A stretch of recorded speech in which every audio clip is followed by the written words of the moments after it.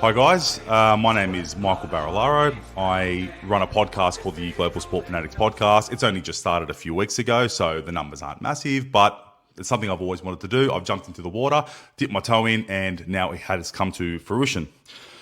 Normally, I address sports from all over the world on a weekly episode. Today, we're going to do something a little bit different. As many of you know, I am a huge Parramatta Eels supporter.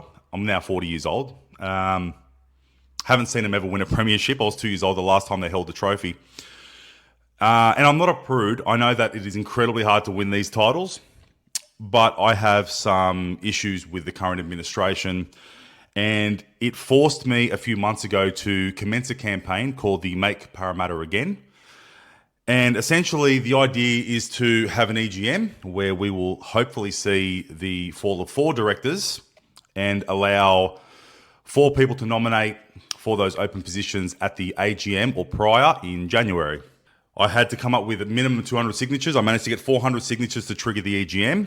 I was then asked to provide a 1,000-word bio, and that bio has been included by the club in the membership packs that went out to all the members. So this was essentially the pamphlet that went out to all the members, and towards the back is my 1,000-word bio. 1,000 words, look, it's very, very hard to sum up some of my frustrations with the club in 1,000 words. But nevertheless, I did the best I could. But when the membership packages did go out, I also noticed that there was a letter which essentially attempted to debunk my bio by trying to shoot it in the foot before you even got to it, which was the part that I took a little bit of an issue with. So this letter was not written by the CEO, but it was written on behalf, or by the CEO on behalf of the current board who wished to address some of the inaccuracies made in the statements. I didn't think there was any need for it. I believe that people have the ability to read and make decisions for themselves. But essentially this video today will be to answer back the criticism of what apparently is inaccurate and what's not, and to go into some other factors of my campaign that I've been continuously hit with online by members about how this is a coup, it's a rebel ticket, this and that, which is all absolute rubbish. Now, before we get into that, we want to start with the letter that was sent out. So the first point, the claim that removing the PLC directors will directly impact the constitution of the Parramatta National Rugby League, Proprietary Limited, or overhaul the Eels board is inaccurate. The PLC and Eels constitutions are separate. Please see PLC website for details, frequently asked questions. Okay. Guys, this is simple mathematics. We're asking for 4 directors to be moved down. 4 directors forms a majority on a 7-director board. It's really not that hard to understand. Now, the PLC, they are the constitutional protectors of the PNRL. So essentially, they're the boss. So to say that you can form a majority of a board and that will not impact what happens constitutionally in the other one is, in my opinion, false. Now, obviously, you need the boards to agree, and any constitutional resolutions have to be decided on a 75% majority upon the voting members. But it does give you a chance. Absolutely gives you a chance. It doesn't mean you get in and it's done and that's it. You know, the whole point of this is the fact that we want to try to give the fans a say. But the idea is that if 4 directors do go down, 4 directors go up, assuming, of course, they support the pillars that I want to put through, or the people that support my campaign, if they're the pillars, of course they can invoke change. Of course they can invoke change. That's the part I don't understand. To suggest that 4 directors go up and nothing's going to happen and everything's just going to stay the same, well, not if they try to change it. The idea that we're trying to put behind this campaign is some constitutional reform to give a voice back to the fans. Because the PNRL are untouchable. Can't touch them. That's the whole point of this campaign. The PNRL can act as a law to themselves. They perform poorly, they perform great. You get a thumbs up for performing great, you perform poorly, you want to have a say, you don't. Simple as that. Unless, of course, the PLC invoke their right to do something about it. So to say that it won't invoke change, well, let the people who nominate decide. Second point, it is inaccurate to suggest that all four directors specified have contributed to the Eels' decision-making day-to-day operations relating to the Eels during their tenure at the PLC. Look, here's the problem.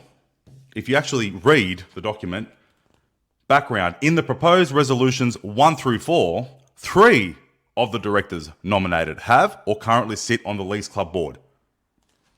So let's go back to the notes. It is inaccurate to suggest that all 4 specified have contributed. 3 of the directors nominated have. So I never suggested all 4. Now, did I need to specify? Yeah, sure. You want me to specify? That's fine. I'm limited to 1,000 words.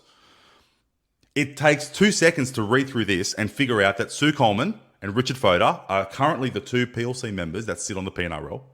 If you look back a little bit further, it'll say that Mark Jenkins previously sat on the PNRL board before standing down. So by process of elimination, Joy Cusack is the one that hasn't done it. Why did I have to specify it in my bio? But why highlight the fact that I'm suggesting that all 4 have had anything to do with rugby league? So I'm not sure what's gone amiss there because it's crystal clear. 3 of the directors. Guys, I encourage you, it's the first page. Right? The first page of my bio. Background, in the proposed resolutions 1 to 4, 3 of the directors nominated. It is inaccurate to suggest that all 4 have been specified. So right now, they're misleading you before you even get to my bio. Doesn't make any sense. Now, the other thing this does address, having people on the PLC that have absolutely nothing to do with rugby league or know nothing about the game, I think is a problem. I think that's a problem. You might call me old school, but I don't believe you should be sitting on any of these boards. The bedrock of both boards is rugby league. That is the bedrock of which both boards are built on. To say you have absolutely nothing to do with rugby league and you highlight that in your, it's not me, that's you guys saying that. To say that one of the members has absolutely nothing to do with rugby league, that doesn't help me. That doesn't help the fans. It doesn't help the members. I don't think it's a good thing. I really don't. Let's keep going. It also says it is inaccurate to claim that a junior rugby league review determined that there is a lack of accountability by the Parramatta Eels Junior League. At no point did the review of the Junior League make such a finding. Okay, first of all, they've written it like I've quoted it. I haven't quoted it. It was my own words. Okay, so if we want to go back to the document that I wrote, clearly there are serious issues regarding recruitment, the lack of strategy and blatant neglect of Parramatta Eels Junior Rugby League, as is evident in the statistics, and has been an ongoing issue not readdressed for years, and it continues to be a great concern. As documented in our club's own Junior League report, which was reported in the media, there is a lack of accountability and requires attention. Documented, not quoted. I did not quote it, okay? But I'm limited to 1,000 words. I can't sit there and do the entire report that was done by Nathan Brown, who's currently been hired as our assistant coach. I haven't got time to quote the entire report. But if you want to talk about just things that were in the media, so if we want to go to James Hooper, September 15, 2022, the Parramatta Eels have been rocked on the eve of their biggest game of the season. This is prior to the Canberra semi-final. But points he highlighted, better connection needed for NRL to flag and junior reps. Acknowledgement of all staff across all programs could be better. Skill development of players could be better within the Eels philosophy. Role clarity needs to be better communicated, and the communication across all roles needs to be clearer. The findings from the Elite Pathways report were presented to the Parramatta Eels NRL board a fortnight ago on August 31st, 2022. There is no suggestion in the briefing document obtained by Fox Sports, and that's where it gets into the fact of nepotism with Brad Arthur and his son, etc., etc. But it was presented to him on August 31st, 2022. The Elite Pathways review was intended to give the board an overall view of the club's performance across Harold Matthews, SG Ball, Jersey Flegg, and how the lower grades fit into the NRL squad. Okay, and then obviously some stuff about Ray Hadley bagging the club, blah, blah, blah, yada, yada, yada. We're not going to get into the Ray Hadley side of it. However, that is just a much more specific explanation of what I wrote. I'm trying to limit it to 1,000 words. I can't do too much. But having said that, to suggest that there's just nothing and everything's fine and dandy, well, they hired Nathan Brown to do an internal report. He completed it. What's happened? Next point. It is incorrect to claim that the team was without a coach for most of the season. Well, they were. They were. Brad Arthur was fired, round 8, round 9 after the Manly game? Do the maths. Anyway. After the departure of Brad Arthur, Trent Barrett served as interim head coach for the remainder of the season following Brad Arthur's departure. Okay, so what you're saying is you're patting yourself on the back because you made the assistant coach and said you're now the head coach. And that's you solving the problem. So what's inaccurate about my statement?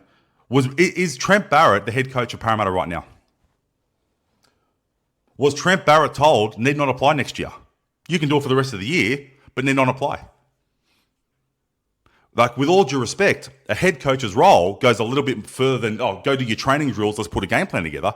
That's one aspect. That's probably more akin to an assistant coaching role. But a head coach's role, you've got to include cap structure, cap meetings, what's happening with your elite pathways, people that can potentially come up, which means what we can do in terms of restructuring the top 30, who can move out, save some money, we can allocate money elsewhere. These are some of the things that a head coach needs to do. Are you telling me that right now, are you actually suggesting that Trent Barrett was involved in all those meetings? Now, by the way, if he was involved in those meetings, then you failed on that as well. Because why are you giving a coach that you've already told will not be there next year autonomy over what's happening on our cap, what's happening over our elite pathway? It's actually a conflict of interest, particularly if he goes and works for another club. How do you know he's not activating, giving information based on what's going to happen in another club? I'm not saying that's what happened. I'm just saying you failed on both. Whichever way you look at it, it's a failure. But to suggest that, we had a head coach in Trent Barrett. Okay, who decided that? Because according to the ridiculous press conference where you came out and you said, we wanted Wayne Bennett and sorry we didn't get him, which was the worst thing I've ever seen, which is where this campaign actually started. That's when I had enough. That was the trigger point. You wanted Wayne Bennett. Now, there have been situations in the past where a coach has been fired and the assistant coach has been given the role as the full-time coach. A new contract has been drawn up. Did Trent Barrett get a new contract? Was he given the role as head coach? He was actually told, don't bother applying. To suggest that we had a head coach, but let's look at this. You've always supported Brad Arthur. Brad Arthur, look, I don't know whether or not he was the right man for the role. If I had to say, perhaps a few years ago when he won the wooden spoon, that might have been the time. And by the way, I believe Wayne Bennett offered his services at the end of 2018. 6 years later, now you want Wayne Bennett. Anyway, but nevertheless, I digress. But having said that, to suggest that Brad Arthur, you've always supported him, and all of a sudden, 8-9 rounds into the season, now you've terminated him. Why did it happen? You had people like Phil Gould even saying, look, the club's struggling, but this is all going to go away once Mitch Moses returns. I mean, let's look at the first 3 weeks of the season. Parramatta, they were on fire. First up win against the Canterbury Bulldogs. Good job. Penrith Panthers probably unlucky not to win that game. Bailey Simonson doesn't get knocked out by Jerome Luai. Kelma Tuolangi, poor guy, goes to the centres. And Isaac Tungwell just pastes him the rest of the way. They only lost 26-18. They led that game 18-16 at half time.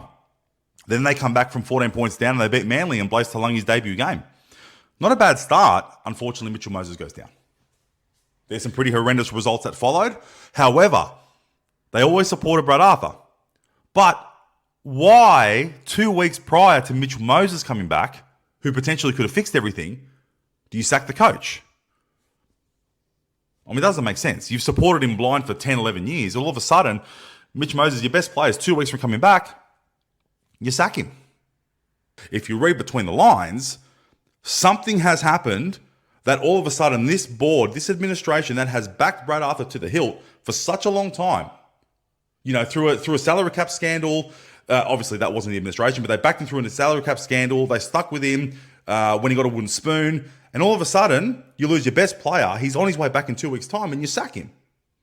So whether or not I agree or disagree with the decision, I just thought the timing of it was really puzzling. Now, I do admit that at the time when it happened, I did give a little bit of credit to the board because my initial instinct was maybe they got Wayne. Or maybe they have solved something. Maybe they have signed someone. It's an odd decision to make unless they had something. And they had nothing. And to come out and hold a press conference, I honestly couldn't believe it. To this day, I still can't believe they did it. Whoever decided to pull the trigger on that press conference, it was one of the worst decisions I've ever seen. It made the club look so soft. And at that point, that's when I decided, no more. Can't do this. I've got to do something. I don't know what I'm going to do, but I've got to try something. This administration and the structure that keeps it safe, it's got to be looked at. I'm not saying it's got to be looked at. Someone needs to come in and go, what on earth is going on here? To come out and just have a terrible press conference where you basically are saying to the fans are crying out for answers. They don't know what's going on. You've got half your supporter base split. Half of them support Brad Arthur. Half of them are okay with the decision you made. But when Wayne Bennett signs with South Sydney, you come out, you call a press conference. Everyone waited with bated breath. What's this about? And you come out and you say, that's the guy we wanted. We wanted him. We're sorry. We tried. We'll find you the right person. What? What are you talking about? Why? If you wanted to have a press conference at all to put a bit of damage control in what happened as it pertains to what happened with Wayne Bennett, why wouldn't you come out with a message of congratulations to Wayne? He wasn't the man for us. He's gone back to South. We're happy. What we want what we have with Brad Arthur. We want a 10-year, 15-year, potentially 20-year coach. But obviously we want success to go with it. We want someone younger, someone innovative, someone newer to the game. We weren't interested in the 2-3 year plan and then potentially looking at what we had to do afterwards. So congratulations to Wayne. He's not for us, but we will find you the right person. Have some faith. That had to be your message. To come out and go, yeah, we wanted him. Damn. No. Oh, no. We lost him. Oh, well, we'll find the right person. And what does it say to the current group who are already upset that Brad Arthur's gone? What does it say to Trent Barrett that he's been told, don't bother applying, but we still haven't found a coach? That was the guy we wanted and we didn't get him, but we're still not going to offer you the job. But apparently Trent Barrett's the coach. What does it say to Jason Riles? With all due respect to Jason, he was in the picture at the time. He was in the picture. So what are you saying to Jason? You're the fallback option? Yeah, we'll give you the gig now because we didn't get our number one option. There was just so much wrong with that decision. And that's where Make Parramatta Again started. That's where it all commenced. It's just absolutely ridiculous. But to suggest that Trent Barrett was given the head coaching role and you're going to pat yourself on the back simply because he went from assistant coach to head coach, give me a break. Give me a break. I'm going to go to the last point. Before I get to point 5. It is inaccurate to claim that there is a lack of facilities of PLC members. Since 2020, the PLC directors have renewed their focus on upgrading the Parramatta Leagues and Viking sports venues. Okay, Parramatta Leagues I'm not too sure about. Viking sports venues, that's been there forever, but it has been upgraded, I'll give you that. And I've added a third club to the group, the Dural Club. I've got no issues with that. No issues with Dural Club. There is a big contingent of Eels fans out there. That's fine. Happy for those members to have that facility. But Parramatta is the second biggest CBD in New South Wales. We're a city club. Dural, with all due respect to Dural, that's rural northwest Sydney. So to suggest that that's an avenue for the members, it's an avenue for the members who live there, sure. But to suggest that's an avenue for the members, my focus is talking about what happens at the Leagues Club. That's the heartland. That's what I want to see. Now, there have been many upgrades over the last, there was huge upgrades between 2010 and 2013. Spent almost $10 million in refurbishments. If you look at the administration that took over after Steve Sharp, they replaced the auditorium upstairs with a bowling alley. I still can't get my head around that one, but that's what they did. This administration, I'm just struggling to look at what they've done. With all due respect, I'm just trying to say, okay, well, what have they done? Now, there was a report back in 2021, and I've got the emails here when they talk about 2022. You got the 28th of February. Just last week, directors signed off on a project to build the first major extension of Parramatta Leagues for years, a $5 million al fresco all-weather social and beverage outlet with 150 patrons. Then we go to Friday, the 9th of September. We're talking months later. The development of our new al fresco in Eels Lane is making progress. COVID, blah, blah, blah, yada, yada, yada. There was an al fresco. Okay, we're going to 2025 now. So this is 2022. Initially, it was put out in the 2021 pamphlet, I believe. I haven't got it with me, but in the 2021 pamphlet, it was put out. These were February 2022 and September 2022. We're now going into 2025. Where is it? Now, if you look at the picture, I've taken this picture of the club, right? Now, that is where they're building it. However, I've had some of my sources ask the Leagues Club, what's happening with this al fresco area? Their response? It is an al fresco area. It will have a smoking section as well. 60 poker machines. Before I get into that, the PLC's current strategic plan aims to decrease reliance on poker machines. Decrease.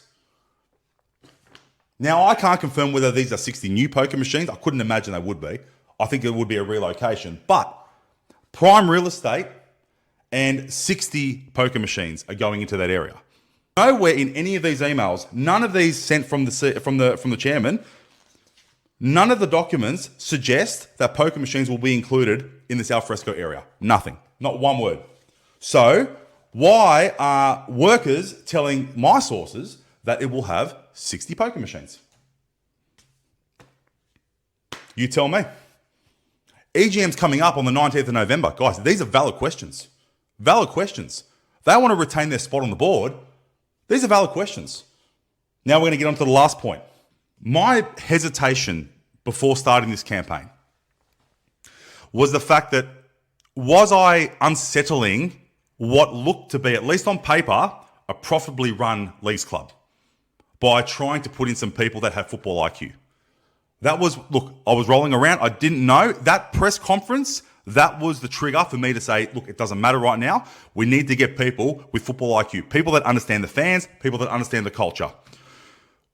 But I did wrestle with this because I didn't know whether unsettling what appeared to be, at least on paper, a very, very profitable organisation was the best way to run a campaign. Here's the thing. You've all heard the saying Pandora's box. Sometimes you open Pandora's box, you don't like what you find. I'm officially scared. As a Parra supporter, I'm officially scared now because the one thing I was willing to give to this current administration was, you know how to make a dollar. You just don't know much about football. And can we have a balance? The reason I started it was because I just couldn't believe out of 60,000 members, there isn't a collection of 5, 10, 15, 20 people who could nominate to sit on this board, understanding what's happening on our football program and ensuring that that doesn't fall behind to maintain a level of excellence, which is what the Parramatta fans really do demand, whether they're voting members or not, but being able to ensure that we don't regress financially. And that's the reason I made the decision that I'm sure we have a collection of 5 or 10 or 15, 20 people out there that can do the job. However, I've got serious concerns having a look at some of the consolidated statement of profit or loss. There's a lot of holes in this. So we're going to go on to what was the fifth point, but I'm going to frame it up as the last point, which is, as to the assertions of a lack of transparency regarding the Eels' financials accounts, the preparation of, well, he's left out a word here, fully complies with these standards and disclosures and is also compliant with the Corporations Act reporting requirements. Absolutely. Totally agree. Not saying that at all. There is absolutely no doubt that the Parramatta Eels are producing a consolidated statement of profit or loss, which is approved by the Corporations Act. It's the minimum requirement. It doesn't mean it's transparent. That's my issue. But they are absolutely doing nothing wrong. Not suggesting, never have suggested they do anything wrong. But is it transparent? This is the biggest issue I have. I've had one of my solicitors who's been a long-time member of the club write to him and ask him about this. We haven't received an email. We've received an email saying that we acknowledge the receipt of your email. We'll get back to you in due course, but there's been no other specifics provided outside that. However, if they're not going to respond, I have to look at this balance sheet, and I've run my own business, so I know what a balance sheet looks like, and I have to make assertions of what's going on here and try to make an educated decision. Okay? So if we want to look at the consolidated statement of profit or loss, every one of you voting members have access to this. Every single one of you can access this document. Okay? Now, a lot of the fans who have had a go at me for raising this as an issue have said to me, why are you going after a PLC that is very profitable? Now, if you look at this statement and you just read the one line that 99.9% of people will look at, which is profit before tax or profit for the year, it's coming up with a figure of 20,689,972. Now, in any metric, that is a damn good figure. That is a really good return for a leagues club. Okay, so again, my hesitation was, am I unsettling a profitable organisation? But then you've got to go through the figures. And this is where there's a lot of questions, okay? So the way that they've done it, right, is, and like I said, you can pause this video. It's on the screen, so you can blow it up, screenshot it, do whatever you want. But if we look at, say, 2023, revenue from contracts with customers, the first 3 lines of the document is money gone into the club. The rest of it are expenditures. You minus that from the profits, and you get your net profit for the year. I get that. But the first line says revenue for contracts with customers, which comes to a tally of 98,569,575. And that would just be anything. That would be, ticket sales. That would be merchandise, bowling, and drinks and food. Anything that comes into the club is in that figure, right? Then it has another line saying other income, which comes to a total of 2,021,997. And then we get this funny little footnote called grant income. Now, this is where I have the biggest issue. And I'm not going to go into what the number is right now, but this is where the biggest issue is. Next to the column of figures, you have another column saying notes. In other words, these are the figures. If you follow the notes and go into the pamphlet they provide, it gives you the breakdown of everything that they're talking about. So if you look at 5 notes for the 98 million, it will show you everything and break it down.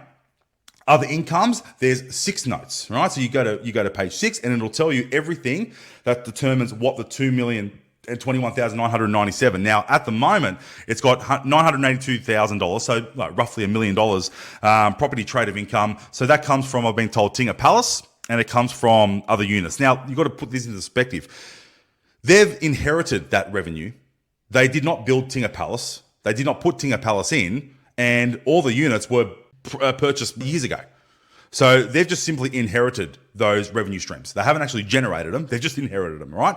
But anyway, 2,021,000, 982,000 from Tinga and the units, and the rest of it, it's a little bit funky about how they explain it. So I've gone back to the club and asked for that. Then they've got grant income. Now, the interesting thing about the grant income is there's no notes.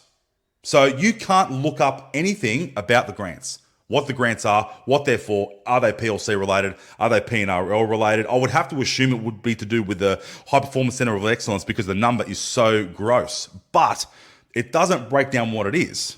Simple as that. However, you add these 3 numbers up and you come to a total of roughly 118 million, right? 118 million, then you get all the expenditures, you add them up and you remove them from the 118 million, and then you get your profit before tax or profit for the year of 20,689,972. This is the problem. The grant income is 17,320,000. Grants. Remember, that's not revenue generated. That's money given to the club. It's not revenue generated. So 17,320,000 of the 20,689,972 grants. And they don't tell you what the grants are for. If you remove that figure and that figure, you're looking at about, 3 million, give or take, which is probably more accurate to what the figure is. This idea that they've made a profit of 20 million, it's probably 3 million, right? If you then wanted to really, put the knife in and talk about, the fact that this other revenue that they get from other income, it's not from assets they've obtained, it's just revenue that they've included. You could take another $1 million, $1.5 million off that, but we won't go into that. But at the end of the day, $3 million doesn't look like 20 million to me. And then remember, guys, this is consolidated. This is consolidated. So this is not PLC. This is PLC and P&RL. So whatever the P&RL profit is in that 20 million, which I've now already told you, you take out the grants, you're down to 3. If you look at the AGM in January, the CEO announced that the P&RL profited 800,000. It might have been 900. I'm going to say 800. I'm pretty sure it's 800. A net profit of 800,000. So that's their profit. Now, look, it doesn't sound that great, but it's more than zero, right? If you can make $1, you've made a profit. They reported a net profit of 800,000. So that would be included into this 20 million. Okay. Here's the thing though, and a lot of people don't know this. One thing that the current P&RL get because of the new TV rights deal. So the TV rights deal, when Peter V'landys pulled off the biggest TV rights deal in Australian TV history, or Australian sporting history, he put 4.5 million, 4 to 4.5, I don't remember what the exact figure was, but 4 to 4.5 million to every single football department to ensure that they maintained excellence. Because you maintain excellence, you may get a bigger deal next time, right? That's just good business. That's why Peter V'landys is who he is. They never got that before this TV rights deal. But this current administration, this football department, gets a 4 million. I'm going to say 4 million. I'm going to take the 4.5 out. I'm just going to give them a break here. I'm going to say $4 million. They get a $4 million head start. So all the money they spend tens of millions of dollars, right? But the NRL gives them an extra $4 million. Now they're allowed to include that in their balance sheet to show profit. So if anyone who's following me right now is trying to read between the lines of what I'm telling you, is if that $4 million didn't exist, that $800,000 they profited is minus $3.2 million loss. The $4 million kicks them up to $800,000. They're allowed to use that grant in their balance sheet to show profit. So when they announce it's $800,000, it's probably a minus $3.2 million. Now, I can't confirm this 100% because the club hasn't got back to me or my solicitor. But raise this at the EGM. Regardless of whether it's a PLC or PNRL, raise it at the EGM because the PLC are in charge of the PNRL. Don't let anyone fool you to say that there are two completely different. They are in charge of the PNRL. Ask them point blank in their face why, if they get an $800,000 profit, what about the $4 million given to them from the NRL? And see what they say. Ask that question. It's a valid question.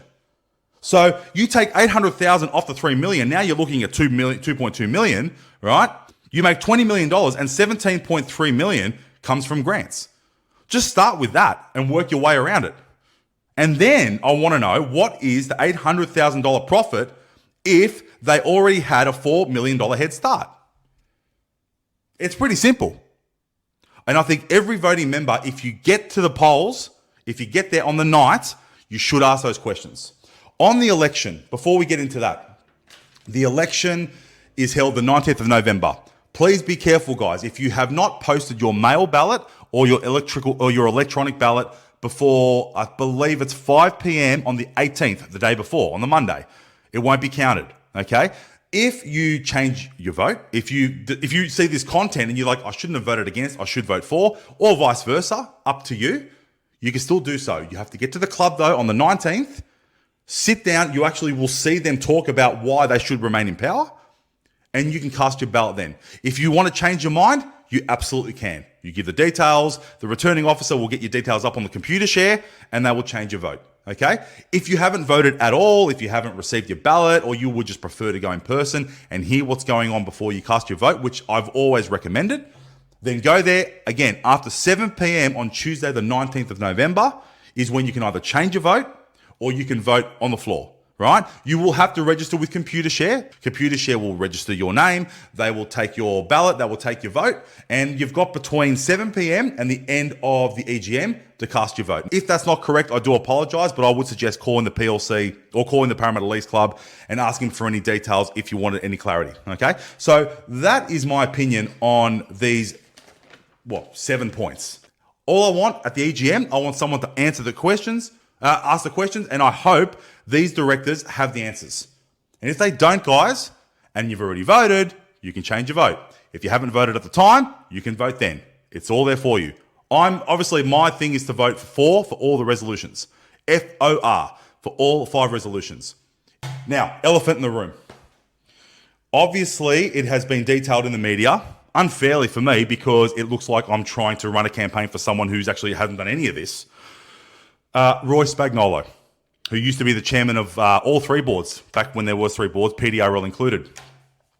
Now, when I started this campaign, I had nothing to go off. I just had an idea, and I was just lucky enough that I run a business right in the heartland of Parramatta, and someone came in and says, listen, are you still running this campaign against Parramatta? This is 2-3 weeks after that ridiculous press conference.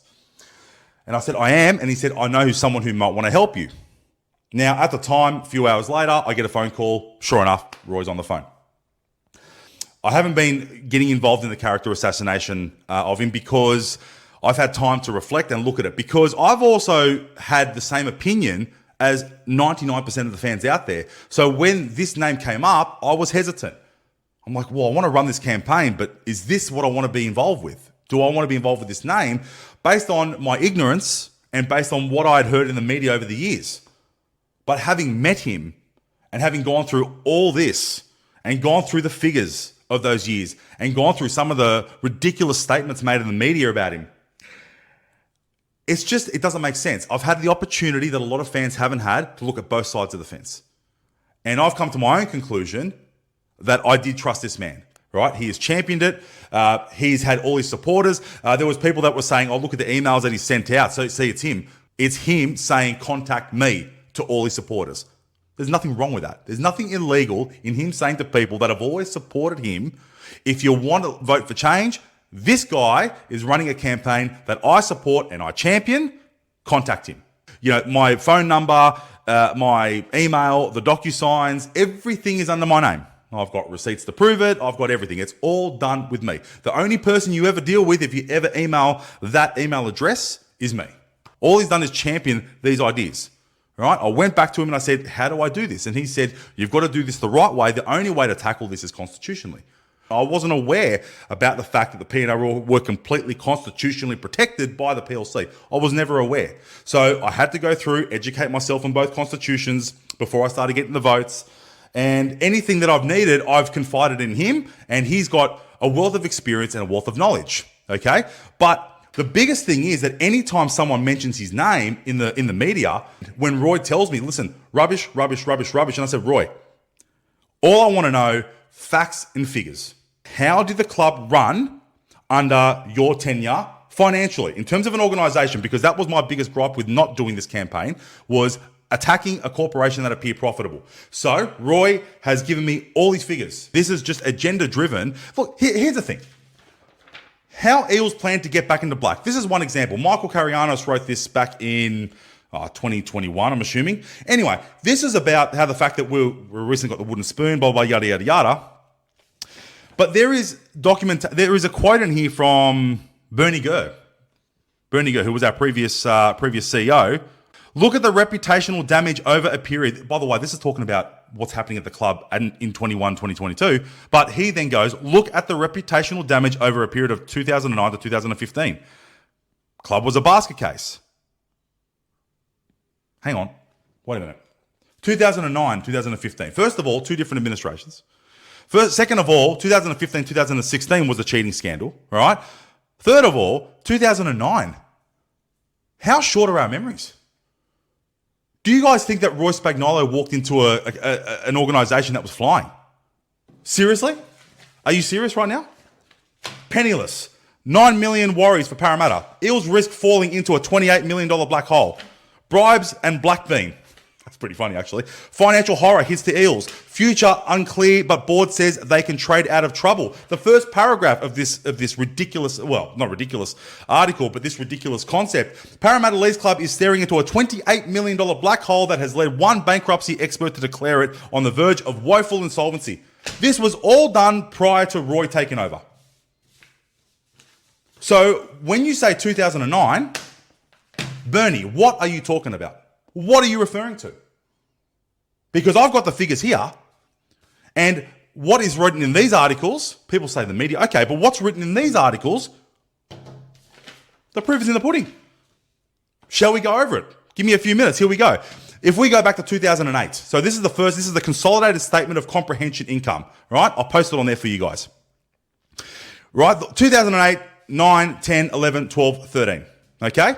PLC profit after grants. So if you look at the first line, PLC profit before grants, 2008, minus 1,563,817. The club then provides grants to PDRL, PDRU, which is the two Blues, the Parramatta Power and the Parramatta NRL. Parramatta Power being the soccer club that Dennis Fitzgerald was heavily invested in at the time. When you add all those grants up, unfortunately in 2008, the club had a loss of 8,701,316. Okay. Now, I'm not here. This is not a blame Dennis Fitzgerald thing. What I'm saying is a bit of context. If he's walked in, if Roy Spagnolo has walked in with these issues, right, why is he getting the blame for them? Okay. Dennis Fitzgerald, it was a little bit unlucky. There was a few property developments that didn't pan out the way he would have liked. He was invested in Parra Power. He was invested in the Parramatta, in the Rugby Union 2 Blues team. Dennis was doing the best he could, right? But sometimes bad luck just plays out the way it is. Nevertheless, that was 2008. They were the figures in 2008. If you go to 2009, right? So Roy's taken over in May 2009. Guys, remember, May 2009. The last time I ever heard anyone give Roy any credit for the grand final, crickets. Never heard anyone.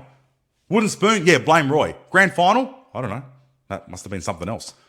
Does anyone remember how disgraceful Parramatta were up until the time Roy took over in May 2009? Absolutely disgraceful. And next thing you know, we're in the grand final a few months later. Roy gets no credit for that. But if you want to look at the figures of 2009, when he took over the books, PLC profit before grants, 7,609,217. Remember, 2008, minus 1,563,000. 2009, 7,600,000. Paid out all the grants, profit for the year, plus 1,481,512. Is that huge? Well, look, minus 8,700,000 the year prior has turned it into a $1,481,000 profit. That's a $9 million swing, guys. That's a $9 million plus swing. 2010, 8,189,000. After the grants, 3,191,970. 2011, 10,392,608 profit after all the grants paid. 6 million. 2012, 10 million, it dropped down to 5 million. 2013, 11 million, but it dropped down to 4. But keep in mind, guys, that Roy and his administration, capital expenditures, the things that you see now at the Lease Club, the Legends, 2,687,000 spent. Escalators, reception, and safe room. There was no escalators at the club before Roy came in. Escalators, reception, and safe room, $5 million. Okay, the Firehouse, the pizza place up on the top floor next to where the auditorium used to be, $2 million just about. Right, that's $10 million of capital expenditures in the club. So go back to my original bio. What has this current administration done for the Leagues Club? Forget Dural. Forget Vikings. What has it done for the actual Leagues Club? Because that administration, over that period, spent $10 million to what you see today. Go there today. The only thing missing is the auditorium because the administration prior to this one put in a bowling alley. That's it. That's it. So while he's turning a profit, he's also contributing to the look of the club and the fabric of the club. So what I've heard a lot is $15 million. Roy left the club with a $15 million windfall. Okay? All right. I've got a question for you guys. I'll make this really simple. Where is it? Where is the $15 million windfall? This breaks down everything from 2005. It's a summary, but it breaks down everything. But again, nothing to hide. Guys, Roy has said, he's told me yesterday, you can provide this and you can show anyone you want. Fine. No worries at all. 2005, right? The club was at a $6,651,000 loss. Okay? If you get to 2006, then 2007, 2008. This is the big one. 2007, 2008. In both those years, the gross profits for the club, $4,517,000, $9,125,000 in losses. You put that together, you get your $15 million. Okay? $15 million. And if you sum up 2009, 10, 11, 12, it is a $15,083,172 profit. That's what the club, over those 4 years, that's what they made. The club, in 2007 and 2008, just those 2 years alone, unfortunately for Fitzgerald's organisation, they lost $15 million. So that's the windfall. So Roy solved the problem. Roy solved the problem. $15 million paid back, put in $10 million to make the club look like what it is today. And all that has happened since is a bowling alley and apparently a new poker machine area. At the end of the day, this is a resolution, guys, where we are trying to invoke change, all right? The 4 people that are coming down. Initially, I announced on my first video a few months back that I was going to put up 6, 8 nominees, people that I wanted to vet, etc., etc. However, when the membership packages were returned, it was very obvious that what the club wanted, and I was okay with this, by the way, that there was not 4 resolutions, there was 5 resolutions, okay? And the 5th resolution reads that a ballot be held pursuant to Rule 8 of the Constitution of the Parramatta Eels Club Limited to replace either of the directors so removed by resolutions 1, 2, 3, 4, such ballot to be conducted at or prior to the next annual general meeting, which is in January. So when the 5th resolution was put out for the members, that basically says there's no need for nominations, right? This is not the time for that. This is the time for the incumbent directors, and I respect this, to have their say. Let them have their say. What if none of them nominate after that? So it's irresponsible of me to come out and say we're going to nominate all these people. As it stands right now, expressions of interest, 1, 2, 3, 4, 5, 6, 7, 8, 9, 10, 11, 12, 13, 14, 15, 16, 17. There are 17 people on my list right now that have shown an expression of interest in running for the board if this resolution is successful. Out of the 17, I've vetted 14 of them. 3 of them I haven't yet had one-on-one outside them saying, listen, I want to come on board if this is successful. That's fine. But I haven't spoken to those 3 too intimately, but the other 14 I have. Now, I have absolutely no doubt that out of those 14, that any of them sit for the 4 positions, they will do a fantastic job. Penrith Lease Club, they're fantastic. They've only got 1 board. If we're going to have the 2, let's get them working together so they can deal with lease club issues and football issues and everyone's on the same page. Because at the moment, they have created a narrative that one is completely separate from the other. But at the moment, I've got 17, 14 of which I've spoken to. But out of those 14, none of them might nominate. We don't know. It's not fair for me to put those names up. Let's let these directors have their say. Let these directors have their say. You got the EGM on the 19th. Let them tell you why they should be in power. All right. Now, this 14, or this 17, I should say, this list, it could grow. Anyone out there right now who feels they can nominate, if this gets up, go nominate. Go nominate. Let us vet you. Let us talk to you about what you want to put in. Some of the pushback I'm getting, but what if 4 people then nominate who support the current faction and the current strategy? Then we're no worse off. We're no worse off. But if we don't vote this resolution for right now, we're never going to know. And it's over. It is dead, finished, that's it. Let's vote for this resolution. Let's give some time to percolate and let's see if we can get some other people who want to stand up. 60,000 members. I'm telling you, there will be at least 20, 30, 40 people who will be willing to nominate, to put themselves up to sit on the board of directors. This focus on Roy, everyone is looking at this the wrong way. If you don't want Roy, don't vote for him. It's not hard. There is a 9-year residency on the P&R Royal Board right now. Sean McElduff is the current chairman. He would be coming to the end of that tenure either this year or next. I don't know which one it is. But I will tell you this. He will be actively searching for a replacement right now. The CEO would be assisting him in finding a replacement to chair the P&R Royal Board. Why are they deciding who it is? Why is it not the fans? And then when they put the names up, it's going to be an independent chair. I don't know who it is. An independent chair. One of the directors of the PLC. And one of the directors of the PNRL. Those 3 people will decide yes or no to who the new chairman's going to be. Well, who are these 3 people?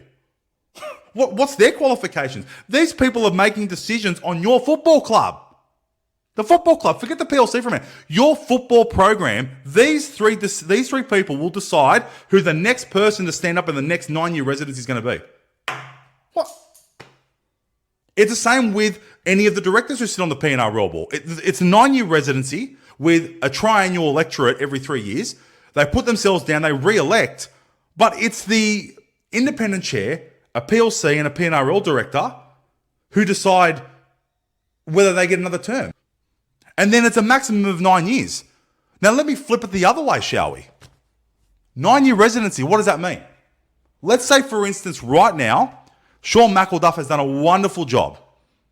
And he's fixed our pathways and he's overseen everything and he's got the structures in place everywhere we need it. He has got it down packed. He has to leave. It's a chairmanship. Like, why does he have to leave after 9 years? Shouldn't the fans get a say? Shouldn't there be some sort of a resolution that says that if a chairman, maybe not the directors, but maybe if a chairman gets to the end of his 9-year residency, if he wants to continue, should that be put as a vote to the members to say whether he should get another 9-year residency based on how good he's done? It doesn't just say he needs to leave. It says he can never nominate again. Not even as a director. Never nominate again. That's what our current constitution says. What if what if the Roosters change their constitution to say 9-year residency now, Nick Politis, you've been here for God knows how long, you're out. Next person that goes on, you've got 9 years, make it work. After 9 years, you're out. There'd be an uproar. There would be an absolute uproar. You know, could you imagine the Penrith Panthers right now? They've got their chairman. They've won, 4 straight grand finals. They've been in 5 straight grand finals. He gets to the end of his 9-year residency. He's got to stand down. What would the fans say?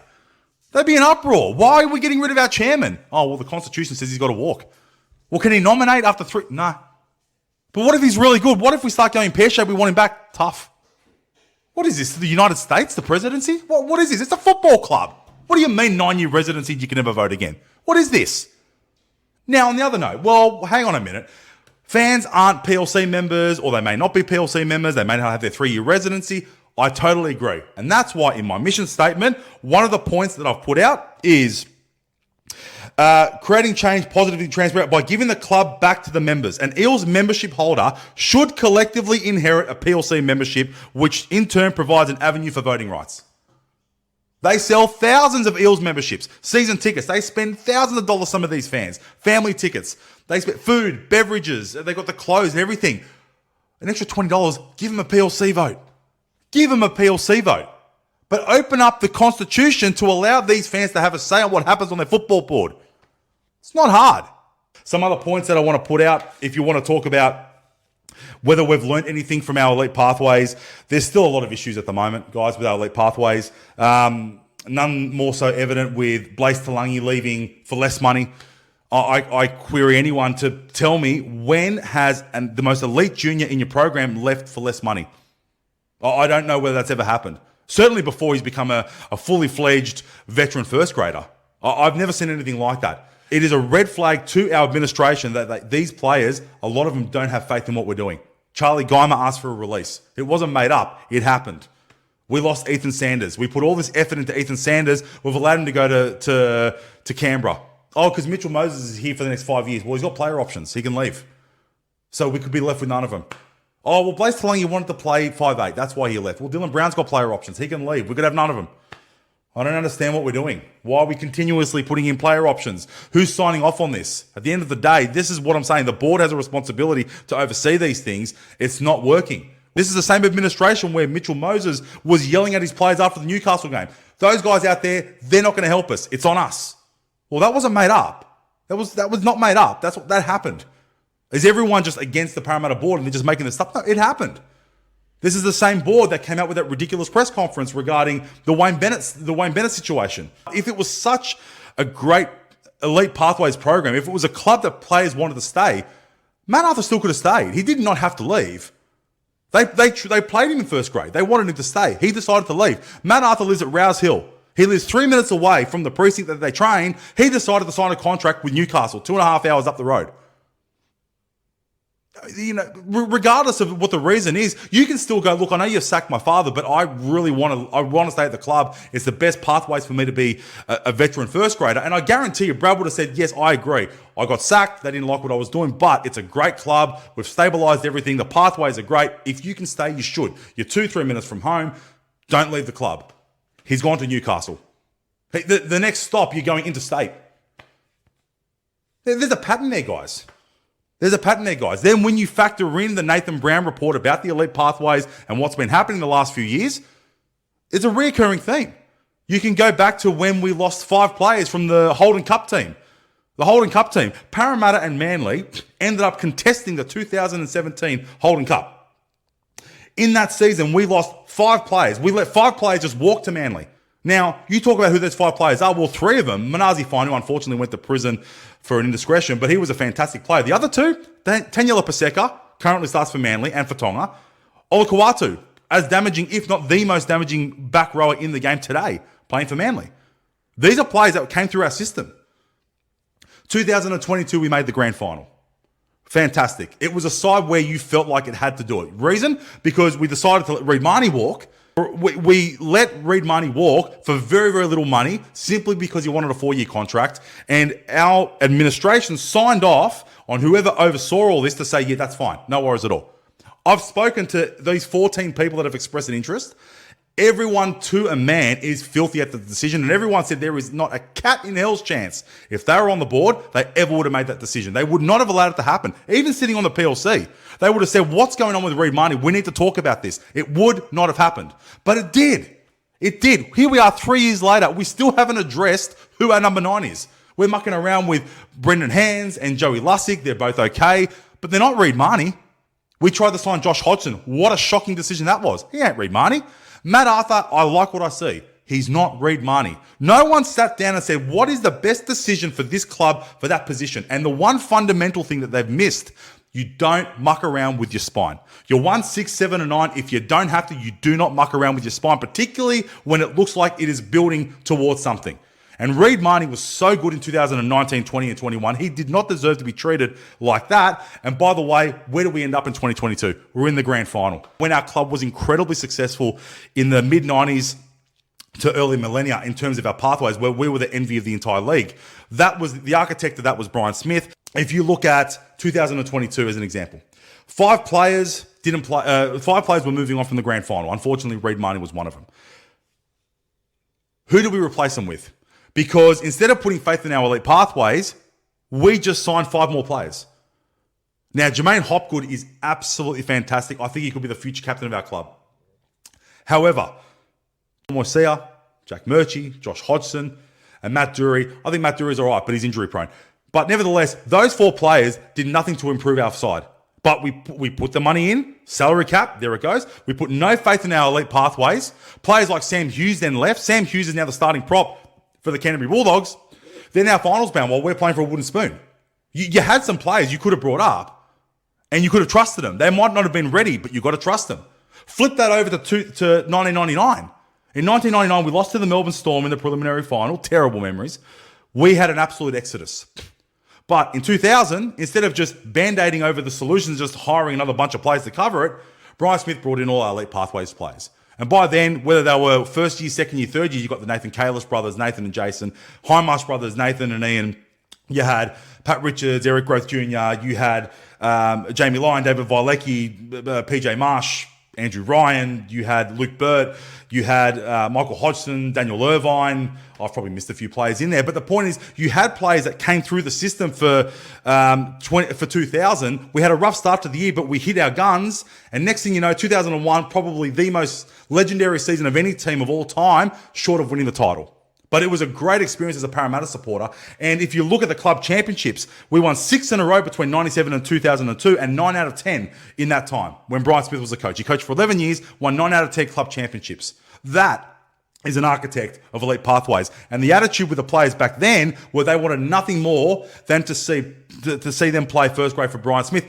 Can you imagine in Brian Smith's time, a player as good as Blaise Talangi, let's say it was a player like PJ Marsh, who was absolutely heralded coming through the system, or a Nathan Hindmarsh. Can you imagine them having a quick little taste of first grade and then going out and finding another club they want to go to, negotiating with the club, and then leaving for less money? That would never have ever happened under Brian Smith's day. Now, people say, listen, Michael, what proof do you have of any of this? What does the evidence tell you? Forget proof. What does the evidence tell you? Let me switch that question around and say this. You're at a pub, you got three, four mates, you're all having a drink, you start talking about elite pathways. None of you are Penrith supporters. And you all start sitting down talking about how great Penrith's Elite Pathways program is. You've never been to Penrith HQ. You've never spoken to Matt Cameron. You've never spoken to Ivan Cleary. You've never spoken to Phil Gould. You don't know anything about Penrith's pathways. But your opinion is that their pathways are elite. What are you basing it off? Evidence. Forget what you can prove. You can't prove it. You've never seen it. But what does the evidence suggest? And look at our situation. I don't want to go over everything. I don't want to talk about the fact that we should have had Utoi Kamanu and we should have stuck with Kafusi. We should have stuck with Reid Marnie. There are some players that we all love. Did we really need to sign them? Sam Hughes could have been in the team. I mean, I remember John Tay Jr. beat the Mesa, was an incredible player coming through the juniors. I don't know why we let him go to Queensland Cup. Ethan Sanders, Blaise Talangi. This was your future. Guys, thank you for listening up.